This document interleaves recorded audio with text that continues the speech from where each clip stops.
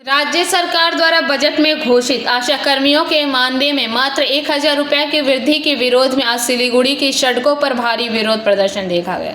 पश्चिम बंगाल आशा कर्मी यूनियन के आह्वान पर बाघा जतीन पार्क में एक विशाल विरोध रैली निकाली गई, जिसने शहर के विभिन्न मुख्य मार्गों का भ्रमण किया। प्रदर्शनकारियों का कहना है कि वर्तमान कमर तोड़ महंगाई के दौर में मात्र 1,000 रुपये की वृद्धि उनके साथ एक भद्दा मजाक है। लंबे समय से सीमित पारिश्रमिक पर दिन रात सेवा देने के बावजूद उन्हें उचित सम्मान और न्याय संगत मजदूरी से वंचित रखा जा रहा है।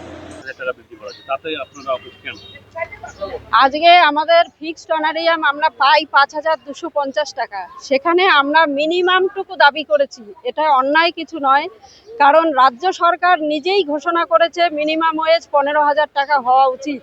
সেই রাজ্য সরকারের এই ঘোষণা অনুযায়ী আমরা মিনিমাম 15,000 টাকা চেয়েছি। সেখানে 1,000 টাকা দিয়ে এই যে আন্দোলনকে থামানোর একটা অপচেষ্টা বলে আমরা মনে করছি, কারণ 6,250 টাকা দাঁড়াবে এই 1,000 টাকা বৃদ্ধিতে।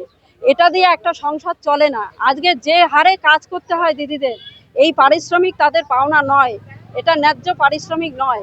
তাই আমরা আজকে আবারও পথে নেমেছি। আমরা স্বাস্থ্য ভবনে গেছে আমাদের প্রতিনিধি টিম, সেখানে আলোচনা হবে। আমরা আবারও এই ডিমান্ডটাকে রাখছি, আমাদের আন্দোলনের পথে আমরা থাকছি।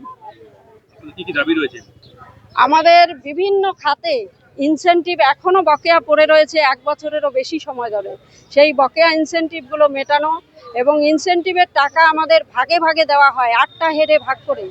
আমরা দীর্ঘদিন ধরে এই দাবি করে এসেছি যে এই ভাগে ভাগে দেওয়া নয়, একসঙ্গে দেওয়া এবং প্রতি মাসের ইনসেনটিভ প্রতি মাসে দেওয়া।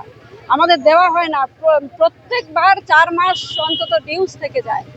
আবার আমাদের এই লড়াইয়ের ফলে আপাতত ডিসেম্বর পর্যন্ত তারা ক্লিয়ার করেছে, কিন্তু আমরা চাই প্রতি মাসের ইনসেনটিভ প্রতি মাসে দেওয়া হোক। এই দাবি আমরা রেখেছি। আমরা সিএল এর দাবি রেখেছি। কর্মীরা 24 ঘন্টা কাজ করে, তাদের কোনো ছুটি নেই। Bureau report, PBTV news.